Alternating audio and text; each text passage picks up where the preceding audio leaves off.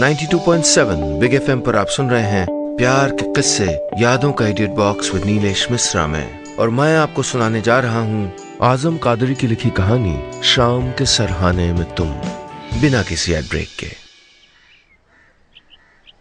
राजन बाबा, रात के खाने में उड़द की दाल और भतुए का साग बना दूं? ढलती याद शहर की एक शाम को खिड़की से निहार रहे प्रोफेसर राजन कालरा के घर के पुश्तैनी नौकर मनोहर उर्फ बड़वाजू ने शायद दूसरी बार पूछा था। फिर भी राजन न जाने किस ख्याल में उलझा रहा। खिड़की के बाहर रात का इंतजार कर रहे थोड़े थोड़े रोशन हो चुके स्ट्रीट लैंप्स के अलावा इक्का दुक्का गाड़ियां ही तो नजर आ रही थीं। ऐसा कुछ नया तो नहीं था जिसको घंटों देखा जा सके। फिर भी मैं अपनी मर्जी से खाना बना देता हूं, बाद में नाक मुंह बद सिकोड़ना। ये कह के 50 साल के बड़वाजू अपना गमछा फटकारते हुए रसोई की तरफ मुड़ गए। पूरे 38 साल का हो चुका राजन अब तक उनके लिए बाबा ही था। रिश्तों के नाम उम्र की दहलीज को कहां जानते हैं। जी बड़वाजू, आपने कुछ कहा क्या? राजन को जब तक होश आया तब तक बड़वाजू रसोई में जा चुके थे। पता नहीं राजन को तभी होश क्यों आता है जब तक कोई उससे नाराज नहीं हो जाता। कुछ नहीं, रात के खाने के बारे में पूछ रहा था, तुमने कोई जवाब ही नहीं दिया। किचन से बर्तनों के जोर से खनकने की आवाज से राजन समझ गया था कि बड़वाजू नाराज हो चुके हैं। बड़वाजू, आज कुछ ऐसा बनाइए कि बस मजा आ जाए, पर हंसते हुए बनाना, वरना गुस्से में आप खाना जला देते हो। राजन मूड को हल्का करते हुए बोला। अपने बड़वाजू को मनाना उसको आता था। जब उसने कनखियों से देखा कि वो मुस्कुरा रहे हैं तो पास जाके धीरे से बोला, सॉरी बड़वाजू, आज खाना मैं बाहर ही खाऊंगा, पर आप बनाइएगा जरूर, मैं थोड़ा जरूर चखूंगा। राजन जानता था कि अगर वो ऐसा नहीं कहेगा तो बड़वाजू खाना नहीं बनाएंगे और कल का बचा खुचा खाना खा के ही सो जाएंगे। ये क्या गंदी आदत लगा रखी है, जब देखो बाहर खाऊंगा बाहर खाऊंगा। अरे एक बार तेरी बीवी आ जाए, फिर देखता हूं कैसे। कुछ कहते कहते अचानक बड़वाजू के अल्फाज हलक में ही अटक गए। सिंक में पानी की धार स्टील के बर्तनों पर गिरकर एक अजीब सी आवाज निकालती रही। कुछ सेकंड की खामोशी के बाद बड़वाजू की नजर राजन के चेहरे की पड़ताल करने के लिए उठी। हर बार की तरह इस बार भी राजन चुपचाप खड़ा मुस्कुराता रहा। बड़वाजू की नजरें वापस बर्तनों पे आ गईं। बीते 10 सालों से राजन की शादी का इंतजार कर रहे बड़वाजू ने ही चुप्पी तोड़ी। अच्छा ठीक है, उड़द की दाल और भतुए का साग बना रहा हूं, थोड़ा जरूर खा लेना, और रात को ज्यादा देर से मत लौटना।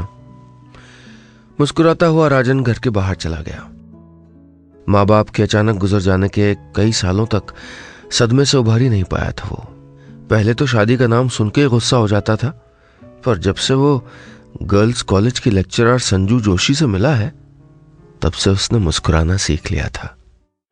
आप सुन रहे हैं प्यार के किस्से यादों का edit box with Nilesh Mishra में, सिर्फ 92.7 बिग एफएम पर।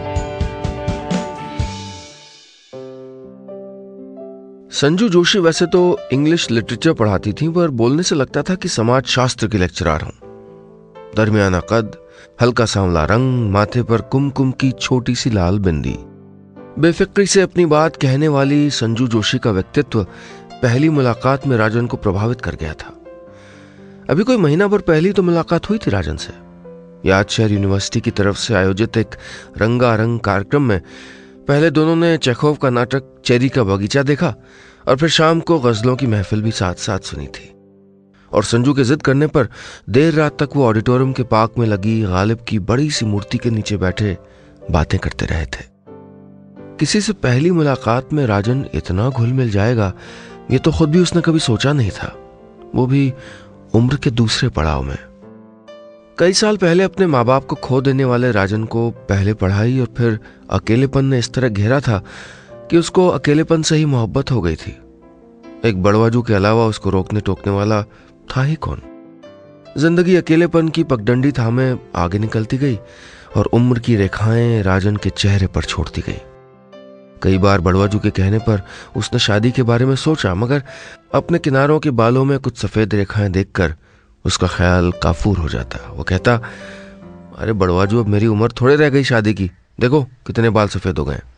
अरे तुम्हारे बाल तो ज्यादा पढ़ाई लिखाई से पक गए राजन बाबा, वरना हम तो तुमको गोदी में खिलाए रहे। कोई उम्र नहीं हुई तुम्हारी। बड़वाजू मसले को अपने ही तरीके से निपटा देते। संजू जोशी की उम्र भी कोई 35-36 के आसपास ही थी। राजन ने उसी दिन अनुमान लगाया था, पूछने की हिम्मत कहां थी उसमें। हाँ, उस दिन बातों ही बातों में उसको यह जरूर पता चल गया था कि मिस जोशी का 5 साल पहले डिवोर्स हो चुका है। राजन ने शादी न करके जैसे कोई गुनाह कर दिया था। जो भी उससे मिलता बस यही पूछता, आपने शादी क्यों नहीं की? राजन इन सवालों से उकता चुका था, पर मिस जोशी ने ऐसा कोई सवाल नहीं पूछा, बल्कि अपने तलाक हो जाने का मलाल भी उनके चेहरे पे नहीं देखा था राजन ने। और शायद यही बात उसको अच्छी लगी थी। मन में तमाम उधेड़ बुन लिए हुए राजन थोड़ी देर में याद शहर के पुराने कॉफी हाउस पहुंच गया। उस दिन के बाद से दूसरा मौका था जब वो संजू से मिलने के लिए यहां आया था। मन में तो था कि वो बड़वाजू को बता के आता कि मैं किसी लड़की से मिलने जा रहा हूं, पर इस उम्र में किसी लड़की से मिलने की बात कहने में उसको अजीब सा लग रहा था। हालांकि मन में तमाम उमंगें भी ठोकर मार रही थी। कॉफी हाउस के कोने की 2 कुर्सियों वाली टेबल पे कब्जा जमा के राजन संजू का इंतजार करने लगा। आप सुन रहे हैं प्यार के किस्से यादों का edit box with Nilesh Mishra में, सिर्फ 92.7 बिग एफएम पर। संजू के इंतजार में राजन 1, 2, 3 एक के बाद एक कॉफी के प्याले पीता गया। कॉफी हाउस में बैठे बैठे तकरीबन घंटा भर बीत गया था और मौसम ने भी करवट बदल ली थी। अगस्त के शुरुआती दिनों के साथ हल्की हल्की बारिश की बूंदें भी गिरने लगी थी। राजन की जिंदगी में यह पहला मौका था जब उसने किसी का इंतजार किया हो। अपने मिजाज से उलट राजन आज घंटा भर कैसे किसी का इंतजार करता रहा, यह खुद उसको नहीं पता था। खैर, बेचैनी के पल जैसे तैसे बीते और फिर संजू जोशी अपनी साड़ी का पल्लू झटकारते हुए कॉफी हाउस में दाखिल हुए। सॉरी, मैं जरा लेट हो गई, बारिश की वजह से ट्रैफिक ज्यादा हो गया था। मुझे उम्मीद है आपने मुझको मिस किया होगा। बड़ी बेबाकी से किसी 16 साल की लड़की की तरह संजू जोशी बोली और अपने आधे गीले हो चुके बालों का जूड़ा बनाते हुए राजन की टेबल की तरफ आ गई। इस तरह से शायद ही किसी लड़की ने राजन से बात की हो। देखिए, अब तक मैं 3 कॉफी पी चुका हूं। अगर इसको ही मिस करना कहते हैं तो मैंने जरूर आपको मिस किया। राजन ने अपनी घड़ी को देखते हुए कहा। चलिए, अब आपको और कॉफी नहीं पीनी पड़ेगी। चलिए उठिए, संजू जोशी ने खड़े ही खड़े कहा।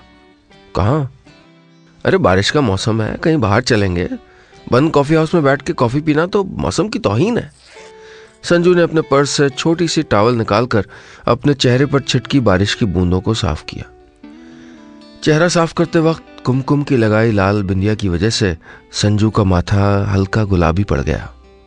राजन को लगा कि वो बता दे, पर थोड़ी तो झिझक भी थी और थोड़ा संजू का इस तरीके से सुर्ख हो चुका चेहरा उसको अच्छा लग रहा था, सो उसने रहने दिया। जाने किस अधिकार से एक हाथ से अपना पर्स संभालती हुई संजू दूसरे हाथ से राजन की बाह पकड़कर उसको कॉफी हाउस के बाहर ले गई। सलेटी आसमान की बूंदें फुहार बन के अभी भी गिर रही थीं, लेकिन उनमें इतनी ताब नहीं थी कि वो कपड़ों को गीला कर पाए। सामने की सड़क पर पानी भर गया था। चलिए पकौड़े खाते हैं। इतना कह के संजू ने पैरों से सैंडल उतारी और साड़ी को ऊपर उठाती हुई वो सड़क के गंदले पानी में उतर गई। राजन ने देखा सड़क के पार एक पकौड़े वाला अपनी रेहड़ी पे बरसाती ताने हुए गर्मा गर्म पकौड़े बेच रहा था। राजन ने एक बार अपने चमड़े के जूतों की तरफ देखा, फिर सड़क में भरे हुए पानी को। मन में थोड़ी हिचकिचाहट थी। अरे आइए ना, मेरा यकीन मानिए, पानी में घुलेंगे नहीं आप। पानी में ना उतरते देख के संजू जोशी ने ही राजन की तरफ मुड़ के कहा।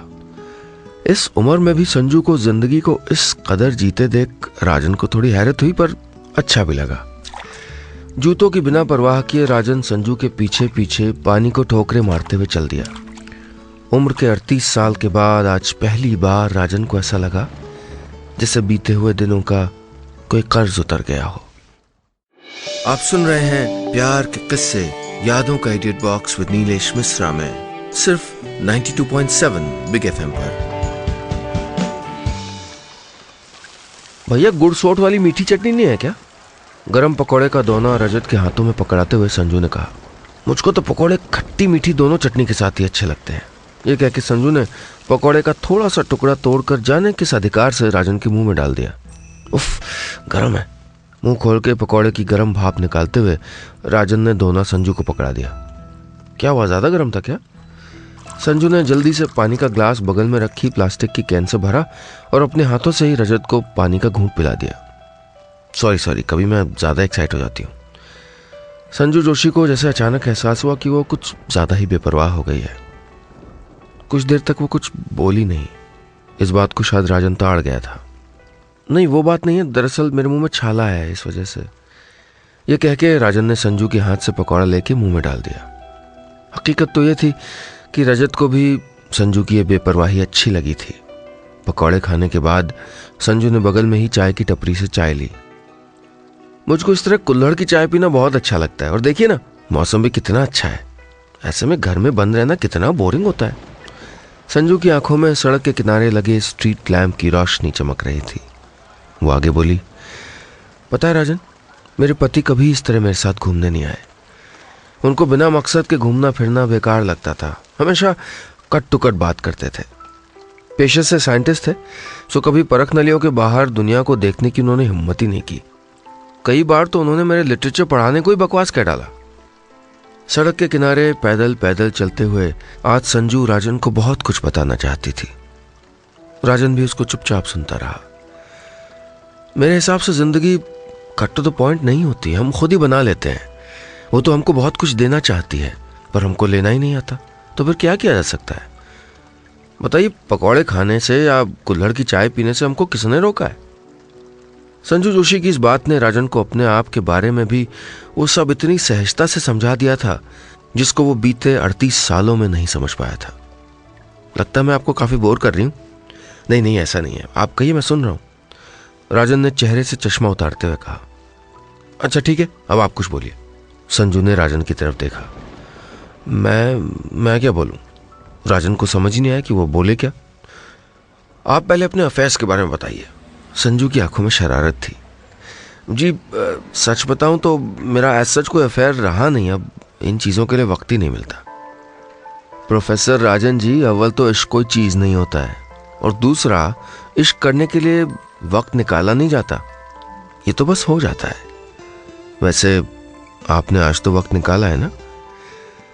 आखिरी लाइन कहते कहते संजू जोशी ने आंखें नीची कर ली थी। एक तरह से लड़कियों की ज़बान में संजू ने प्रपोज ही कर दिया था। राजन को आज समझ में आया कि रोमांस और प्यार करने की कोई उम्र नहीं होती। आप सुन रहे हैं प्यार के किस्से यादों का edit box with Nilesh Mishra में, सिर्फ 92.7 बिग एफएम पर। बिना किसी मकसद के यूं ही आवारा गीली सड़कों पर संजू के साथ बिताई गई वो शाम राजन से बहुत कुछ कह गई थी। जाते वक्त संजू ने बस इतना कहा, राजन अच्छा लगा मुझे। अच्छा तो मुझको भी लगा संजू। दूसरी मुलाकात में संजू आपसे तुम और राजन संजू जी से संजू पे आ गए थे। एक दिन बाद अपने घर पे डिनर का न्योता देके संजू टैक्सी पकड़ के घर चली गई। राजन भी महका हुआ मन लिए वापस घर पे आ गया। खाना लगा दूं राजन बाबा? बड़वाजू ने राजन के आते ही पूछा। हाँ बड़वाजू लगा दो, बहुत जोर की भूख लगी है, राजन ने अपने जूते उतारते हुए कहा। इतने खुश होकर तो राजन बाबा ने कभी खाना नहीं मांगा था। बड़वाजू को राजन के ऐसे रिएक्शन पे आश्चर्य हुआ। बाहर कुछ खाया नहीं क्या? बड़वाजू ने डाइनिंग टेबल पे चीनी की प्लेट रखते हुए कहा। खाया तो बहुत कुछ, आलू गोभी के पकौड़े, चाट, मूंगफली। तुम पकौड़े कब से खाने लगे? बस यूं ही समझ लो बड़वाजू, आज से। राजन ने बथुए का साग प्लेट में निकाला। राजन में हुए इस बदलाव को देख के बड़वाजू को राहत मिली थी। किससे मिलने गए थे बाबा? बड़वाजू जैसे उस बदलाव का नाम जानना चाह रहे थे। यादशहर गर्ल कॉलेज में लेक्चरर है संजू जोशी, बस उन्हीं से मिलने गया था। एक निवाला मुंह में रखते हुए राजन ने बताया। शायद वो खुद बड़वाजू को बताना चाहता था। कुछ काम था या? बड़वाजू ने और पड़ताल करने की कोशिश की। कुछ काम वाम नहीं था, बस वैसे ही मिलने चला गया था। फिर बारिश शुरू हो गई। बड़वाजू पता है बारिश में सड़क पे घूमते हुए पकौड़े खाने में कितना मजा आता है। मैं तो कहता हूं आपको भी बारिश में घर से बाहर जाना चाहिए। आप क्या सारा दिन घर में घुसे रहते हो? अच्छा कल कॉलेज के बाद मैं ही आपको ले चलूंगा। प्यार में एक दूसरे का रंग लोगों पे चढ़ ही जाता है।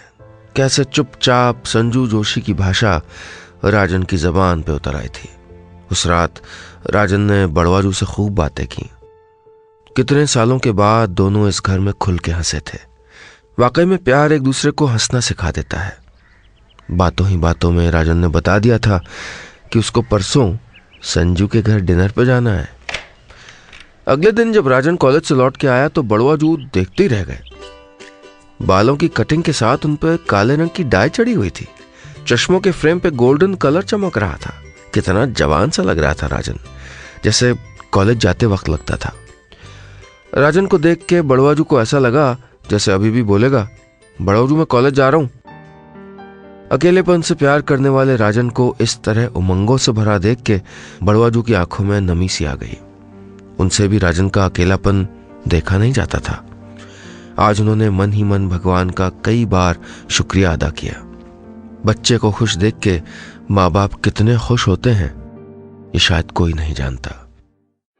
आप सुन रहे हैं प्यार के किस्से यादों का idiot box with Nilesh Mishra में सिर्फ 92.7 बिग एफएम पर।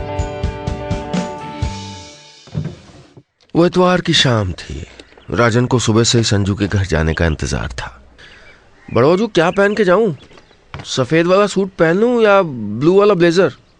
अपने कपड़ों की अलमारी के लगभग पूरे कपड़े खाली करने के बाद राजन बार बार शीशे के सामने खड़े होकर कई बार शर्ट पैंट सूट चेक कर चुका था। सफेद वाला सूट जल्दी गंदा हो जाता है पर अच्छा लगता है तुम पे, वही पहन लो, बड़वाजू ने कुछ सोचते हुए कहा। अपने बालों में कंघी करते वक्त राजन किनारे के डाई किए हुए बालों को देख के मुस्कुराया। पिछली मुलाकात का एक लम्हा उनकी आंखों में उतर आया था। आप डाई क्यों नहीं करते? खामखाम बुढ़ापा चढ़ा रखा है। मुझे आपके सफेद बाल बिल्कुल अच्छे नहीं लगते। मेरा बस चले तो मैं काट के फेंक दूं, संजू ने राजन के बालों को देख के कहा था। राजन शीशे के सामने हंस दिया। इस उम्र में भी कैसे टीनेजर जैसे जिद करती थी संजू। काफी देर तक तैयार होने के बाद राजन जाने को ही था कि अपने हाथ में एक डब्बा लिए बड़वाजू कमरे में आए। राजन बेटा, ये लो अपनी दोस्त को दे देना। पहली बार उसके घर जा रहे हो ना, खाली हाथ जाना अच्छा नहीं लगेगा। आज बड़वाजू ने राजन को राजन कह के बुलाया, राजन बाबा नहीं कहा। इसमें क्या है बड़वाजू? तुम्हारी माँ ने बहुत साल पहले एक साड़ी खरीदी थी अपनी बहू के लिए, तब से संभाले फिर रहा हूं। बड़वाजू की आंखों में खुशी के आंसू छलक आए थे। वो साड़ी रख के चले गए। हाथों में साड़ी और मन में उमड़ती तमाम उमंगें लिए राजन घर से निकल गया। संजू के घर की डोरबेल बजाने से पहले उसने अपने आप को एक बार निहारा और कोट में लगे हुए बटनों को 2 बार टटोला। डोरबेल शायद काम नहीं कर रही थी, इसलिए राजन को दरवाजा खटखटाना पड़ा। आप आ गए? मुझे लगा आप देरी से आएंगे। हल्के आसमानी रंग की साड़ी पहने संजू ने अंदर आने का इशारा करते हुए कहा। देखिए संजू जी, मैं हिस्ट्री का प्रोफेसर जरूर हूं, लेकिन इसका मतलब यह नहीं कि मैं लेट लतीफ हूं। हमेशा संजीदा रहने वाला राजन आज कितना हंसमुख लग रहा था। नहीं, मेरा मतलब वो नहीं था। मैं तो अपनी वजह से कह रही थी। अभी डिनर तो क्या, मैं सब्जी भी लेने नहीं गई। इधर मैं खाना बनाऊंगी और उधर आपको अकेले बैठना पड़ेगा। क्यों अकेला क्यों? आप शायद भूल रहे हैं प्रोफेसर राजन कि मैं अकेली रहती हूं। संजू ने पानी का ग्लास राजन की तरफ बढ़ाते हुए कहा। पर अब आप अकेली नहीं हैं, राजन ने साड़ी संजू को देते हुए कहा। संजू ने साड़ी का डब्बा खोला। सुनहरे बॉर्डर वाली गुलाबी शिफॉन की साड़ी कुछ पलों तक देखती रही। कमरे में उन दोनों के अलावा सिर्फ खामोशी ही थी। संजू की आंखों में नमी देखकर राजन ने मजाक के लहजे में कहा, देखिए अगर मैं जल्दी आ गया हूं तो वापस चला जाता हूं, खाना बनने के बाद ही आऊंगा। आपको सही वक्त पे मजाक भी करना नहीं आता। ये कह के संजू राजन के सीने से लग गई। ढलती शाम के सरहाने में दोनों एक दूसरे से मिल गए थे। बस इतनी सी थी ये कहानी।